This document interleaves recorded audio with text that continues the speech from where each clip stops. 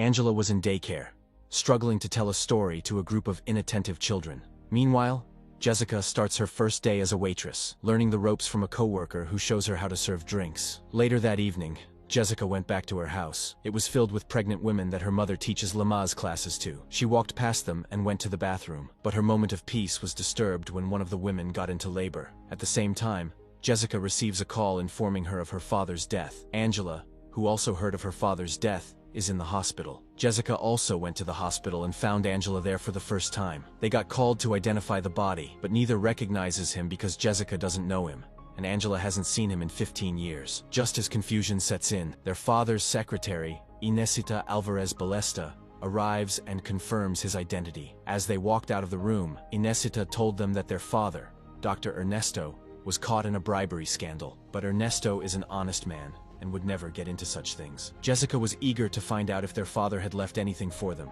Inesita told them there was an apartment in his name, and then left the girls alone. Jessica introduced herself, but Angela walked away without saying anything. The next day, their father's funeral was held. The secretary introduced them to the other mourners. Among them were mayors Omar Chichi and Ezekiel Barzanak. They offered their condolences and told the girls to reach out if they needed anything. Inesita later took the girls to Ernesto's apartment. It was a luxurious place, and they were amazed to see it. Inesita explained that it was a smart apartment controlled by a tablet and showed them how it worked. Inesita got a call and had to leave suddenly. Jessica said she wanted to stay, and Angela also decided to stay, saying the apartment would be theirs eventually. Inesita agreed, but reminded them that the inheritance process would take years because of the lawsuit against their father. Before leaving, Inesita warned them not to cause any trouble. After she left, Angela started looking through her father's belongings and found a picture of them together. When she went back downstairs, Jessica was already settled and drinking. Angela told her they couldn't just start living there. They started arguing, and Angela made it clear she didn't want anything to do with Jessica. She said they couldn't be friends or sisters,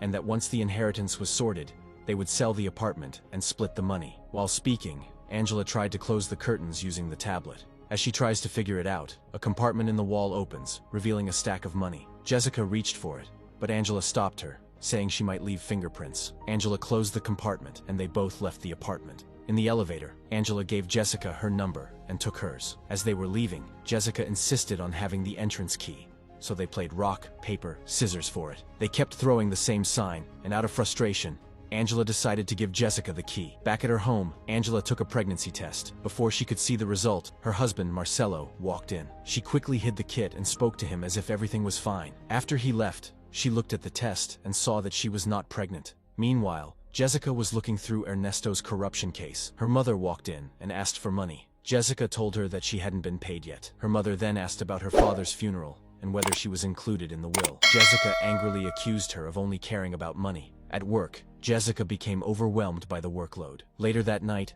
the two sisters went back to the apartment. They opened the hidden compartment and discussed what to do with the money. Angela was afraid to use the money, thinking it might have been stolen, but Jessica insisted they should use it since they weren't the ones who stole it. Unable to agree, they decided to grab a meal and went out. Jessica showed Angela a few bucks she had taken from the apartment, and they went to a fancy restaurant instead. While eating, Mayor Ezekiel greeted them and invited them to his table for champagne after their meal. He assured them that he had been a close friend of their father. He then pointed at a man and introduced him as Mr. Osterfil. The name immediately rang a bell for Angela. Ezekiel made a cryptic remark about keeping their secret and left the table. Angela quickly got up and said they should leave. When they tried to pay, the waiter told them their bill had already been covered by Mr. Osterfil. After leaving the restaurant, Angela told Jessica that Mr. Osterfil had been accused of involvement in the bribery scandal their father was part of. Now, he had paid for their dinner, likely to make them accomplices. Jessica tried to calm her down, but Angela wasn't having it. She explained that although she was struggling financially, she would rather face her hardships than deal with the guilt and fear the money brought. Despite Angela's serious tone, Jessica wasn't paying attention. Her eyes were fixed on a shoe behind Angela. Angela angrily walked away, but Jessica caught her by the arm and told her that the source of the money didn't matter because they needed it. Angela was afraid, thinking it would cause them trouble, but Jessica was determined. The next day, Angela texted Jessica, saying they would use the money but should set some rules first. They agreed to meet at the apartment at 5 and went about their day. Later, they met at a mall to buy what they needed with the money they had taken from the apartment. Angela warned Jessica not to overspend or draw attention, and they split up to shop separately. When they met up afterward, Jessica was carrying a lot of shopping bags, while Angela had only 2. Jessica called Angela's bags pathetic, and they went back for more shopping. By the end of the spree, the girls were struggling to carry all their bags. When they reached the apartment, they got into the elevator. A neighbor, Daniel Severino, a reporter on a TV program, joined them with his dog. As they rode up, Jessica casually mentioned the phone she had bought, saying it would take 12 days to pay off. Angela immediately told her to stop talking. When they arrived at their apartment, Angela was worried their neighbor might expose them since he had seen them with all the bags, but Jessica brushed it off. Shortly after, Jessica suggested they order sushi. After eating, they lay down, talking and laughing. Angela noticed Jessica had bought the exact same jacket as her and teased her about it. Angela then remembered she had to teach the next day and sighed in frustration. Jessica suggested she skip work so they could go shopping again, but Angela reminded her that this wasn't their life and they couldn't just abandon their responsibilities. Suddenly, the doorbell rang. The girls froze, wondering who it could be. Angela asked, and the person replied that it was Daniel from the 24th floor. Hearing this, the girls panicked. Angela blamed Jessica for being careless. Jessica suggested bribing him, and after a quick argument, they decided to open the door. Daniel asked if they were relatives of Ernesto and offered his condolences. He then explained that their father had left him an item, and he was there to collect it. The girls told him there was nothing with his name on it. He left, looking at them suspiciously, and told them to let him know if they found it. The next day, the girls returned to work. Jessica's boss called her aside and told her that when customers order a combo, she should say normal or basic, instead of basic or normal, to make them choose the more expensive option. Jessica went back out to take orders, but suddenly decided to quit. She removed her hat and apron, gathered her belongings, and walked out of the restaurant. At the school, Angela showed another teacher a picture of her and her father. Jessica called Angela and complained that they were the only fools not stealing while everyone else was doing it. As they were on the phone, Angela saw Mayor Omar Chichi coming toward the class she was in. She told Jessica about it and quickly hung up. He entered the class and greeted her. He explained that he needed to go to her father's apartment to pick up an item. When Angela asked what it was, he said it was something for the campaign and asked if he could go himself if she gave him the key. However, the key to the apartment was with Jessica. They agreed to meet that night at the apartment, and Chichi left. Later that night, Angela told Jessica that the money wasn't actually stolen, it was campaign money, and that Chichi was coming to collect it. Jessica suggested they keep some of the money for themselves, but Angela was against the idea. While Angela went to the bedroom to put away clothes, Jessica left a note and disappeared. Angela found the note on the table that said, "Blame me." She opened the compartment and saw that half of the money was gone. Jessica had gone to an amusement park with the money in a suitcase. Angela caught up to her and told her she couldn't just run away. Jessica replied that she had nothing to stay for and wanted to start over. Angela told her they needed to be smart about it, and they sat down to plan their next move. To build trust, Angela suggested they share their deepest secrets.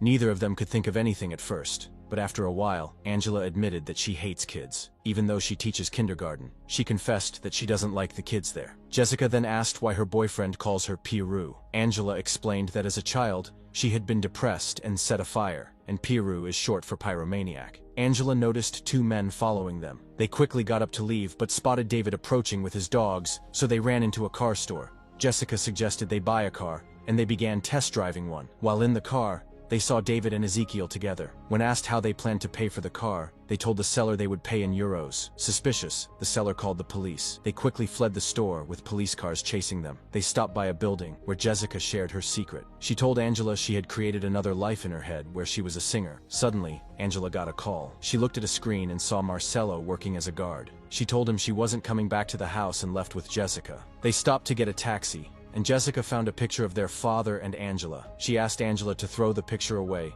saying their father never cared for them and was a bad person. They argued about it, and Jessica took her share of the money and left. Angela sat alone and noticed David, Ezekiel, and Mr. Osterfield talking nearby, but they left without noticing her. Meanwhile, Jessica went to the airport but was caught during a security check. Later, Angela saw the same picture she carried in an ad for a travel agency, and realized it wasn't actually of her and her father. She burned the picture, and when she turned around, she saw Jessica in a police car. Angela went to the station and realized Jessica was in big trouble. She tried to bribe the officers but failed miserably. Eventually, she decided to just open the suitcase and give them the money to get Jessica out. They returned to the apartment and found Inesita and Chichi waiting. They went inside, relieved to learn that Chichi was there for another document, and not the money.